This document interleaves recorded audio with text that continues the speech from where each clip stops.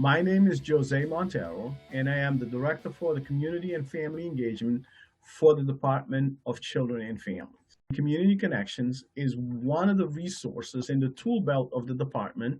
They've been the connecting point for a lot of families in the communities. You will hear in their own words the great amount of work that they do. When the pandemic hit, we immediately knew we needed to do something quick for our families here in Fitchburg. We formed a COVID dispatch and we partner with our Family Resource Center as well as our agency's WIC program and the Child Care Head Start program and the local United Way program. We delivered over 500 bags of food. We also partner with our local DCF and delivered boxes of Pampers to 50 families. We've been actively working on meeting families where they're at since, a lot of it is remote, but we still receive calls for families.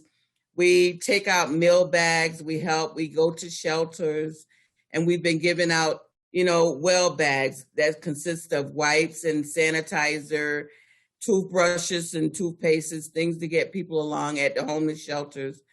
Trying to comfort people. We've started a support group with families and parents that are just overwhelmed or stressed and referring them to places that can help them. Some people just want to talk, and we have staff still going that do that also. We had to move all of our groups to the virtual format with Zoom. And that's been going really well. So we have a Nurturing Fathers program that we're doing virtually. We recently, just 2 weeks ago, started a new program called Nurturing Families in Treatment and Recovery, which we are doing virtually. And we have a group called Dad's Talk, which is a dad's support group, and Grandparents Raising Grandchildren support group. So all of those are now currently on Zoom, and they're going really well. We also manage the Holyoke Unites, Holyoke Se Une community connections in the city. Families were telling us that they were in need of toilet paper and hygiene products.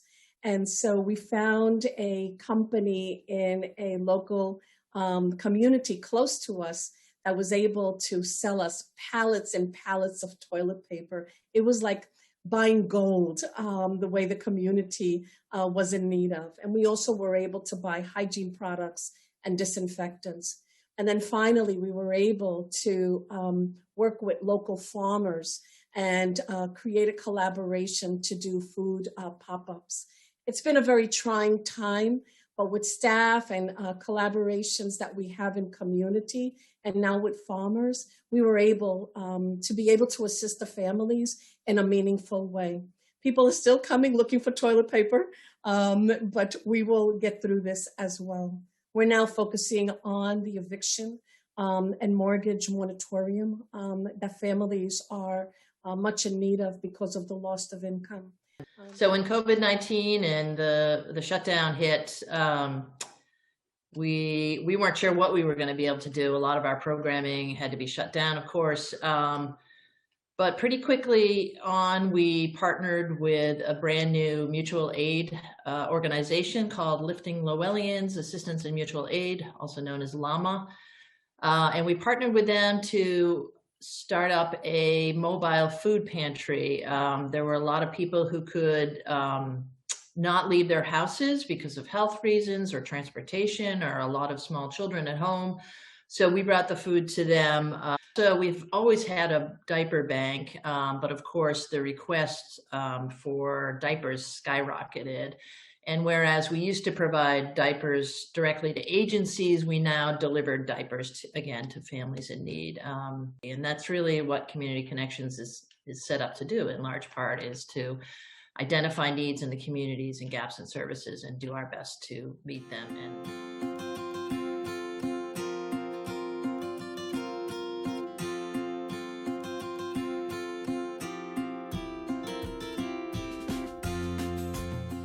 We've been supporting our families through these times, through the pandemic and the COVID-19, by making sure that testing is available for the community. Services and referrals are available for our families. One of our biggest initiatives that we're working on is to make sure that we're able to put together virtual groups. Some of the virtual groups that we'll be working on is youth programming, family programming, prenatal programming, and mental health programming, so that in these times, we're able to make sure that our families get the resources that they need. When the pandemic arrived, the first thing we decided we needed to do was to make sure that people's basic needs were taken care of. So we created a food delivery program while utilizing local restaurants to prepare food. Each family got a delivery once a week. This enabled families to stay home and not have to go out on a regular basis. Once we had the food somewhat under control, we moved to mental wellness, and we created the Zen Den on the Go kit. We had much success prior to the pandemic with physical Zen Dens that we had been creating in each of the schools that allowed students to take a break from the classroom, work out conflict resolutions, do some grounding techniques, and be able to do some breathing, so when they went back into the classroom, they would have better outcomes. The Zen Den on the Go kit was something that families could take home and create a Zen Den on their own, utilizing the fidgets and the manipulatives that we provided and linking onto our website. We've heard wonderful responses from families who feel every once in a while their kids have to stop and breathe and ground themselves and calm down to be able to get through the pandemic. And I have my volunteer, Yolanda Torres, who's been someone who's been helping me throughout this whole pandemic. So in our community, languages vary. It hasn't been difficult for us to reach out to these families because they know where our location is, and they know that even though we have a language barrier, you know, we usually figure out a way to communicate. During the start of the pandemic in March, I want to say March, when we knew that some of the programs and some of the agencies were going to be shutting down, we decided to stay open because I'm based inside of a Boston public housing development, which has about 830 something units. So we got a donation from a partner agency to make emergency meal packs and distribute some non-perishables to our seniors. So we wanted to focus on our seniors in the community. MSPCA was a great partner in providing for us some of the things that some of the seniors couldn't come out and to get, which was the pet food, to be able to take care of their pets at home. We're not shutting the door, you know, if we have to do it outside or across the street, we do it. We were super excited and honored to be called to support our community during the COVID response, to be able to talk about how together our community is working towards community recovery. Our main goal here is to give youth in Brockton mentors, positive adults to be a part of their lives and help them just set goals for their life and to give them a sense of belonging. Brockton schools decided to do virtual learning again in the fall. And we just talked through how can we really support youth and families during this time, and decided to actually have a learning lab where families could come and drop off their students so that we the adults that are here will be able to supervise them, make sure they are on task. Worcester Community Connections. We organize bus riders for better public transportation. We came up with a wonderful resource sheet for our families in our city.